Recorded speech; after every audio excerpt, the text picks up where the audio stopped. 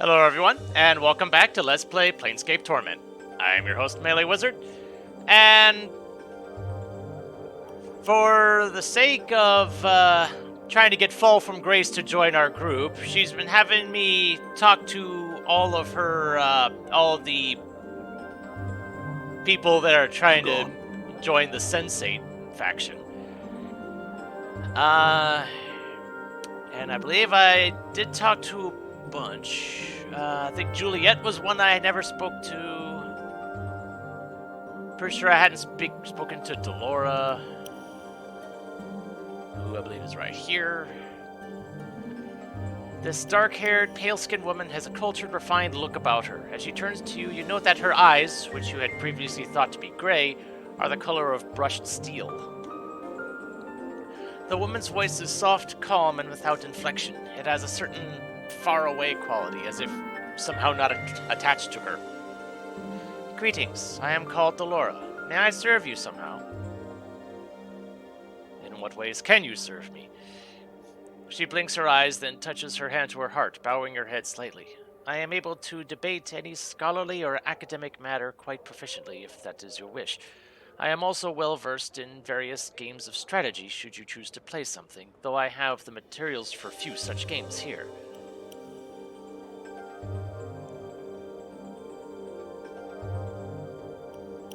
Debate, you say? That is correct. I am neither a tome nor a tutor. I have no desire to educate my patrons. Should you have a matter to discuss, however, the 15 factions and their effect on Sigillian politics, the most effective battle stratagems for warring in Acheron, the meaning of existence itself, I would be most pleased to choose a counterpoint and engage you in debate. Okay. You make a serious effort, but it's to no avail. Delora easily and unhesitatingly crushes each of your arguments with her fallible sense of logic. She seems to take no joy in her victory, however, and merely offers, if you would like, we can debate once more upon the same topic. I could argue your position this time, should you desire it.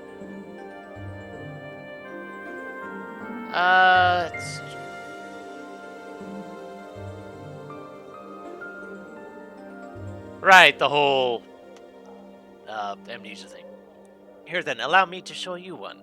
Delora brings out a thin lacquered box, which unfolds into a small board marked with a grid. The contents of the box prove to be a number of polished stone chips, half of them black, half of them white. This game goes by many names. Shall I explain the rules to you?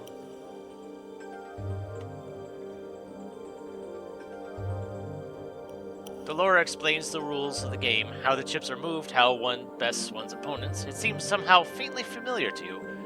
The rules are simple, yes, but a great deal of complexity lies within the game itself. It takes a great deal of time to master. Alright. Despite your being certain you've played before, Delora defeats you easily. She does not smile or gloat, however, but quietly begins to put the game away. You seem to possess a decent understanding of the game. In time, you could become quite proficient. Questions. Delora casts her eyes to the floor with a sound that might be a sad sigh. I am willing to serve you as a patron, but have no wish to answer other questions at this time. My apologies, but I fear you shall simply have to bear with that for the time being. Updated my journal. She looks up from the floor and into your eyes. Once more you're struck by the pale smoothness of skin, the cold depths of her silvery eyes. No, I fear not. My troubles are a matter of the heart. In time, I think, all things shall be resolved. Are you certain? Certain? No, I am not. My first love, Merriman, possesses still the keys to my heart. So long as he has them, I shan't be free to love another. This is the cause of my melancholy.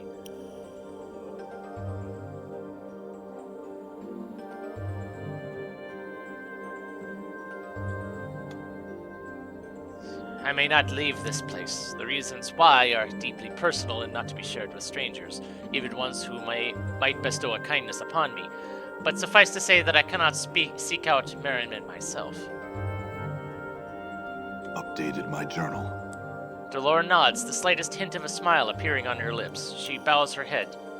Were you to find and speak with Merriman, I would be most grateful. He is a member of the Society of Sensation, so you may wish to ask for him at the Civic Fest Hall.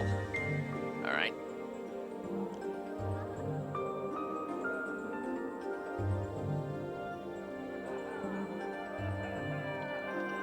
Let's see.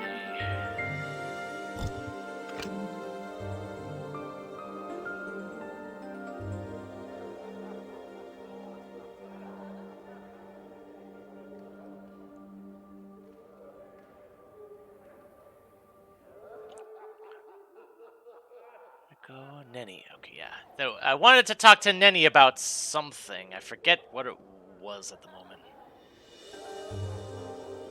Well, met, good sir. How's this? Find it. Oh, we've met before. I'm sorry. I knew you looked familiar, though.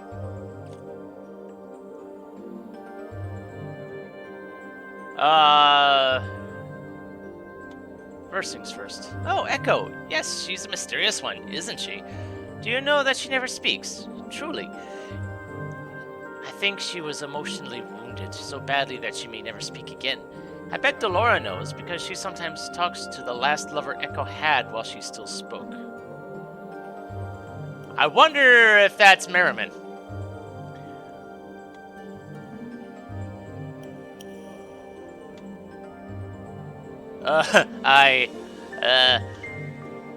Oh, I just can't. I can't say anything bad about anyone. I'm just no good at it.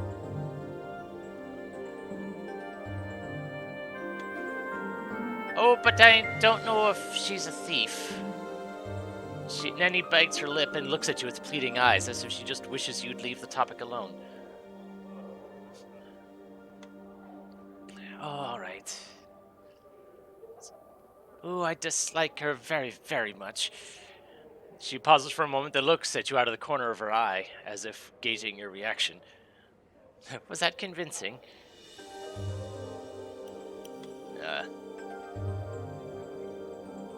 Do you know how hard it is to say bad things about someone? It feels so wrong. Why the heck am I going this route? I suppose I could try. You big, mean, nasty brute. Meanie.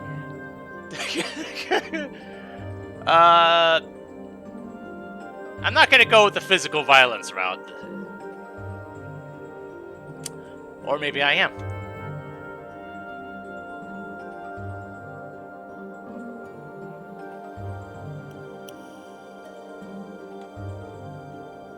Nanny slaps you. You barely feel it. She still looks shocked and frightened she hurt you. Okay.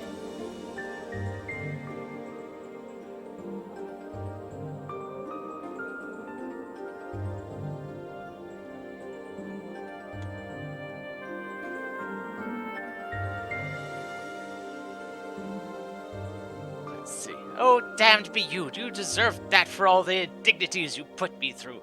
Going out late at night.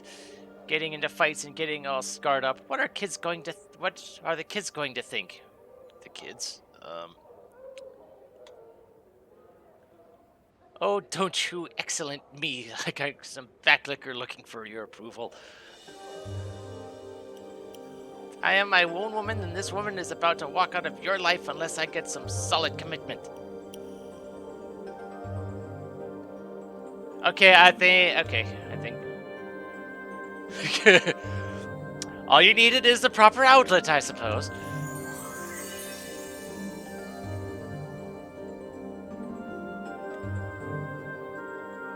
Right, back to the question at hand. Updated my journal. I'll bet I do. I saw that nasty Kemaxi Addertongue sneaking out of Marissa's room one night. They're both meanies, you know, but Kemaxi's really awful. Anyway, I talked to her first. Okay.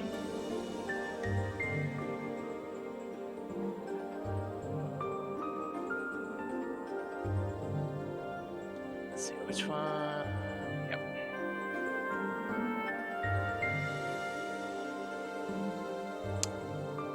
Uh-huh.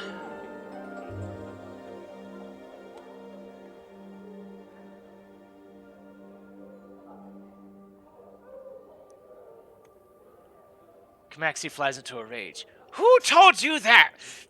She suddenly falls silent, glaring at you through narrowed eyes. If I was there, Burke, I didn't take her filthy veil. Search my room if you like. I catch you sniffing at my britches, though. I'll see to it you're never allowed in here again. Updated my journal. Uh-huh.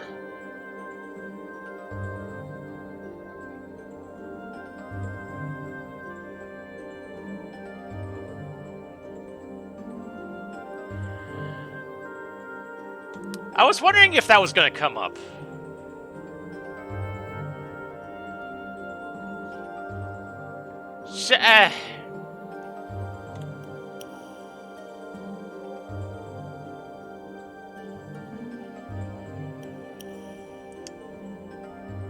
I had a feeling there wasn't actually going to be anyone under there, but you never know. Okay.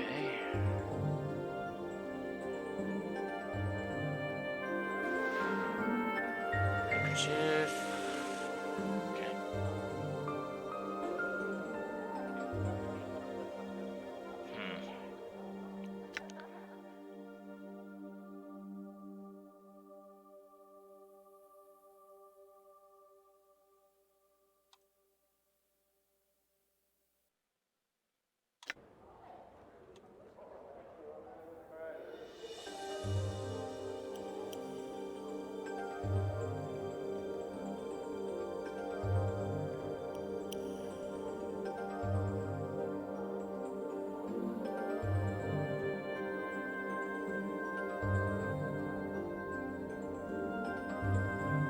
Uh...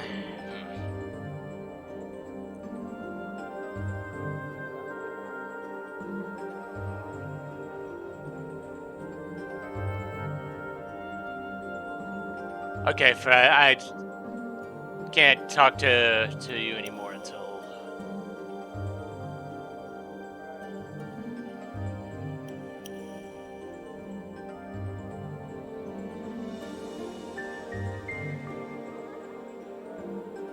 Let's try to follow up with you.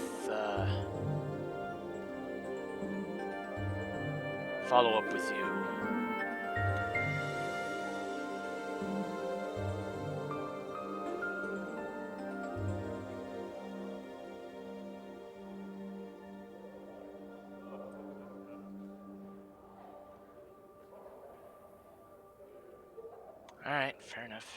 Okay.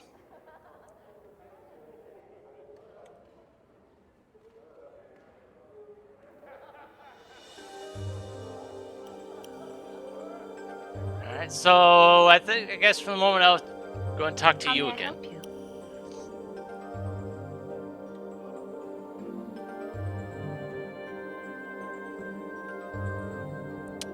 Aha. And you cannot find the 10th student. How curious. The student is around. Perhaps you should look harder.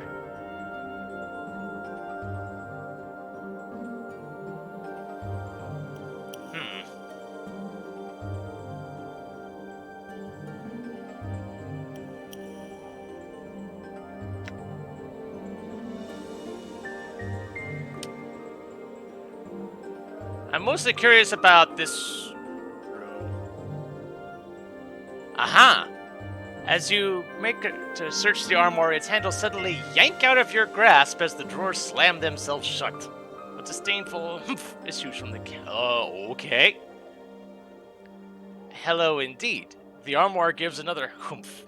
So that's what we have here. A rogue after some lady's frilly undergarments, I am... Louis? I don't know. And who are you? Thoughtless, uncouth fellow rummaging about in other people's things. So, if you must know, I am being an armoire. Ask a silly question. I happen to have become an armoire because I want to be an armoire, thank you very much.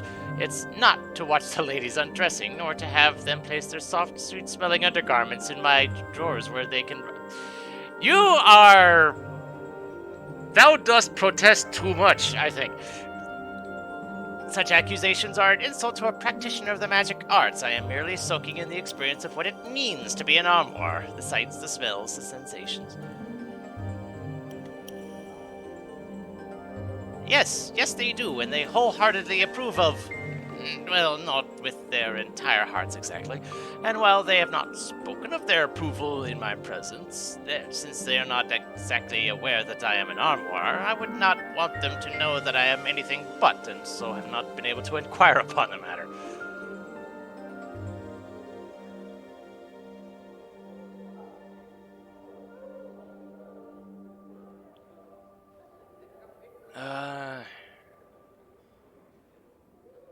You return to normal form as well. I have no need to share such secrets with the likes of you, and besides, there is no cause to change back at the present moment, since I have not yet experienced the full sensations of being an armoire. It is a complex thing to hold in soft, frilly clothes, smelling of wondrous woman smells. Okay then. Yes, Echo, she can't have always been mute, you know. Otherwise, I am most certain she would have learned some other means of communicating in the meantime. It must be a recent occurrence.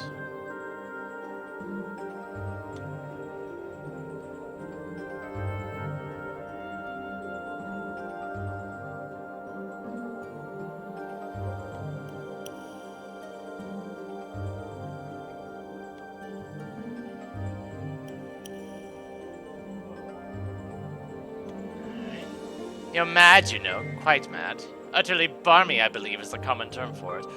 Revel was banished from Sigil long ago, and if she is not dead, you'll wish you were, should you somehow succeed in finding her. She devoured all those who sought her out before, it is said, and will likely do you the same disservice. I would leave well enough alone. So I'm pretty sure that's number 10. How may I help you?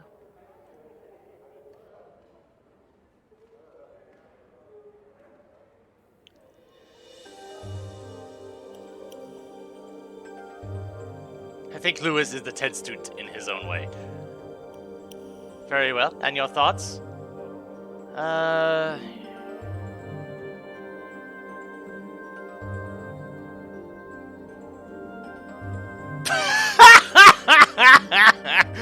Oh, that's good.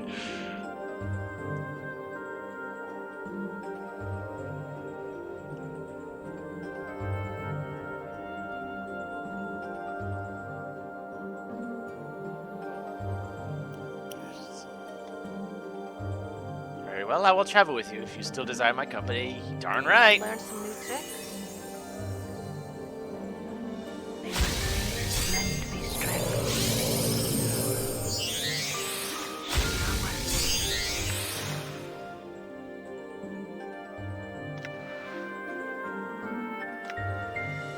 And you are a level 7 priest.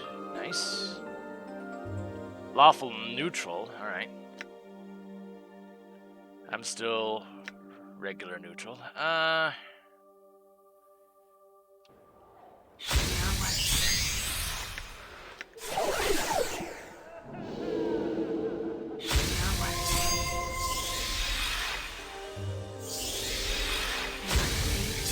me strength.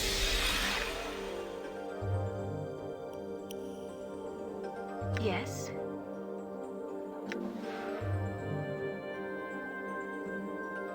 Hammer, call lightning, prayer, cure Sirius. Cool.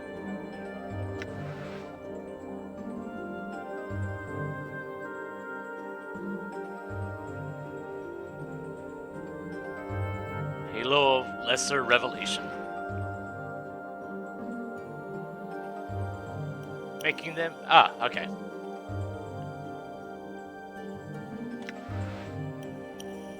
Oh, that was well worth it, darn it. What's up? Hi. Done.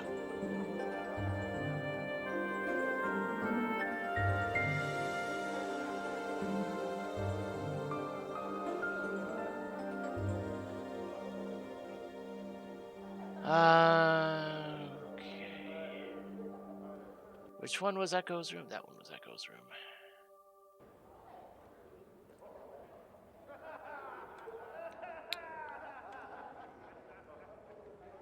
Okay, so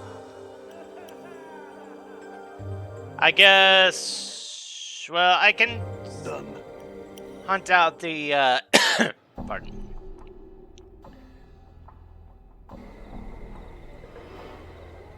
I can hunt out the, Crimson Veil thing another time.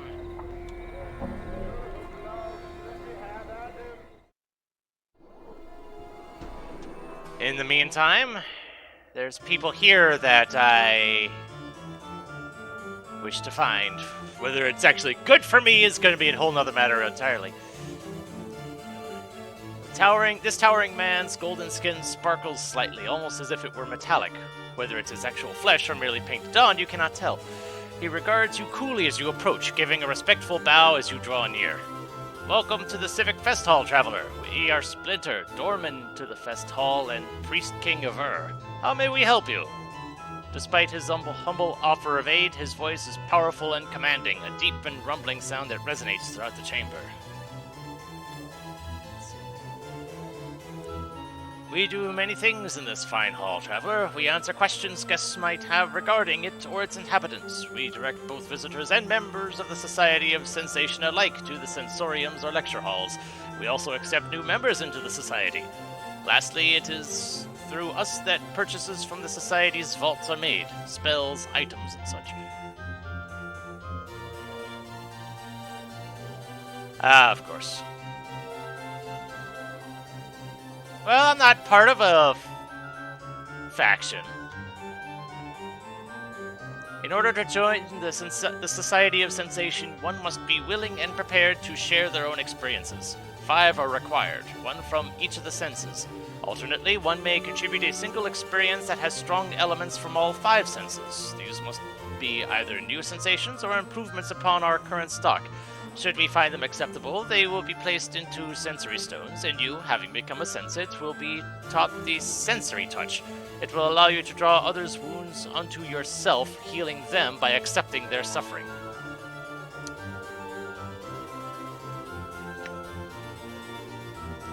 Considering that I have regen, and the others don't? First, what smell or experience involving it would you offer us?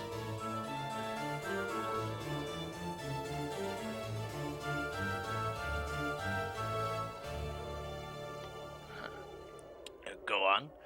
My entire body reeked of embalming fluid, but even the smell of that was not enough to match the coppery scent of gore around me. Dozens of bodies lie on countless bloody slabs like the one I rose from, all in the process of being gutted, flayed, and the like by nightmarish clockwork devices for reasons unknown. The only sounds were the squeals of labored metal and the unsteady tread of undead workers as they pushed the slabs around the mortuary on rusted iron tracks. A disturbing experience. And I even left out the part about the chattering skull that flew at me as soon as I was upright. Will it suffice, Splinter? Yes, we shall go to an empty stone now to record your experience, and then you will then be granted access to those privileges allowed only to members of the Society of Sensation, as well as taught the sensory touch.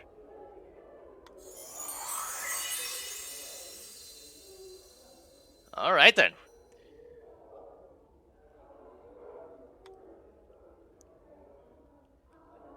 Wasn't sure which faction I would end up joining, but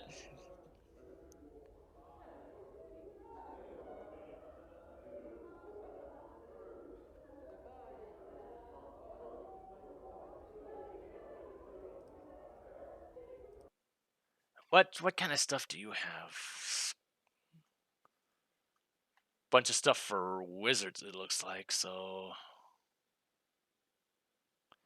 fortunately, not much to do there.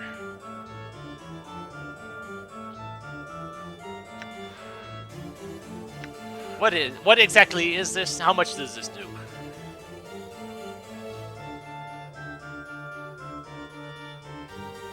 This spell can only be used at touch range upon a living creature. Magic resistance does not affect it. It heals 1 to 10 hit points of damage on a target, but the caster suffers the same amount of damage.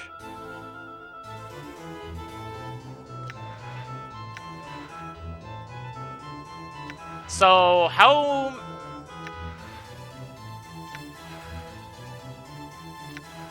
I'm mostly wondering how many,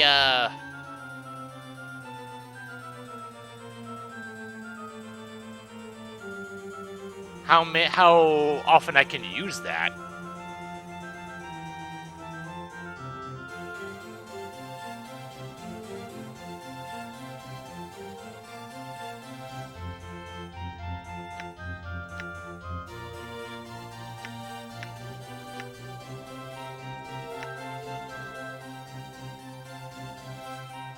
Of course, it's not gonna tell me.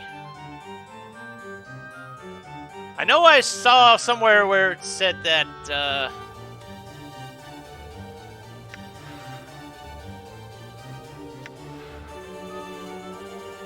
where it said I had raised... Oh. Okay, so Sensory Touch is just 1. 'Cause I think Raised Dead was 3 times a day.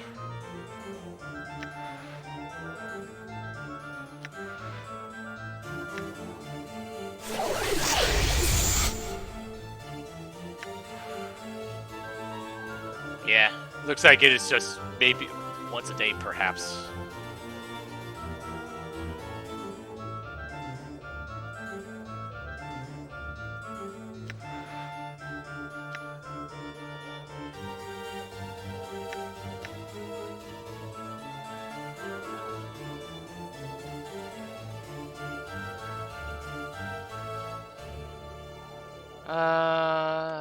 Yes.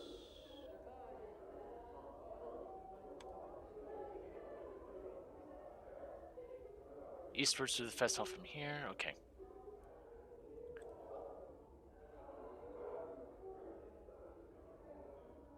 There's someone I was looking for. Wait, wasn't that Jolmy?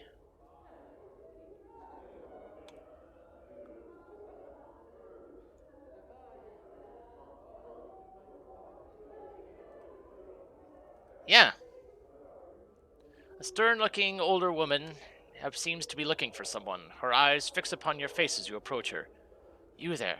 Might I have a word with you? Updated my journal. I am pleased to meet you then.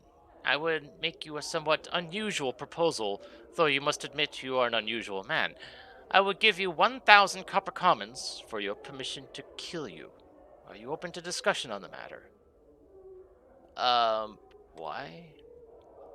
But why not? I thought it might be an interesting experience, paying someone for the privilege of murdering them. When I first heard rumors of your existence, how could I resist? So, what is your answer? Shall we discuss the matter in greater detail?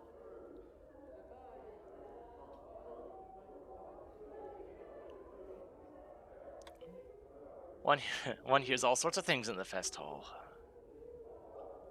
Alright. I mean, I'm being paid 1,000 commons, and goodness, I'm gonna revive anyway, so... After a short discussion, it comes down to the following terms. Jolmy will pay you 1,000 copper commons. In return, you will allow her to drive her dagger into your heart. She will wait for you to awaken, at which point she will give you the coins. Alright. The affair is over in moments. She's already cleaned her blade and put it away by the time you've recovered. After picking yourself up off the fest hall floor, Jolmy hands you several rolls of copper coins while you rub your aching chest. Somewhat disappointing, I will admit. Ah well, coin well spent. Nevertheless, farewell. Updated my journal.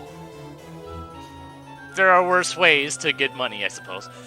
I'm gone.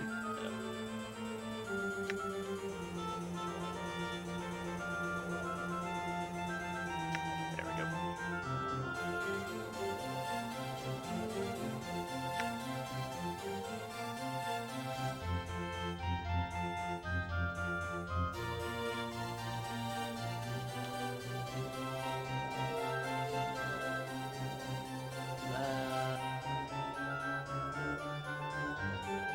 Right, looking for someone. Merriman. Merriman is usually pacing back and forth around the lecture halls. Travel through the middle door on the eastern wall and the door beyond that as well. He will likely be wandering within the hallway you'll find himself in. Done. Thank you.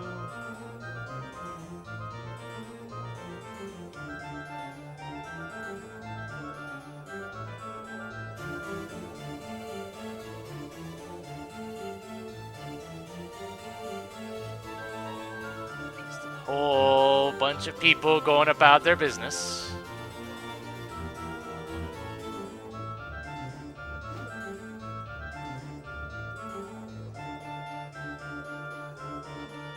Wait, hold on. Jumble Murder Sense? What heck kind of a name is that? This short, balding man's orange tunic and rather sizable gut give him the look of a walking pumpkin. He is absent-mindedly patting his large paunch with the slow rhythm as if it were a drum. The man's odd, crooked smile and a strange gleam in his eyes make him look a bit mad. Okay. The man gives an exaggerated, flourishing bow and presents a small card which reads only, Jumbo Murder Sense, Zausatect Sorcerer Extraordinaire. He then snatches the card from your grasp and proceeds to eat it, grinning wildly all the while. Somewhere an asylum is one balmy short. Oh, that's Mort, yeah.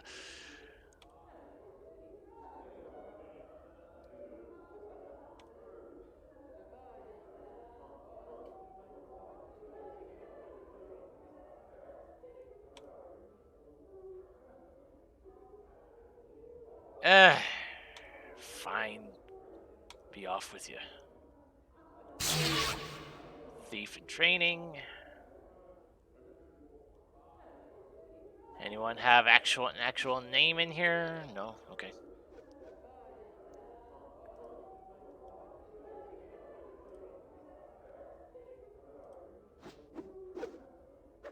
Warrior in training.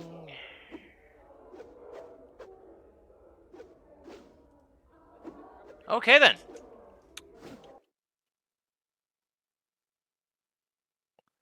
So this is definitely an interesting thing here. But I have a healer now. Things are right with the world, so I guess join me next time when we explore the Civic Fest Hall and considering I'm looking for information regarding a night hag of significance, I feel this might end up badly for me. Well, we'll see. So I guess until then, this is MeleeWizard, and have a nice day.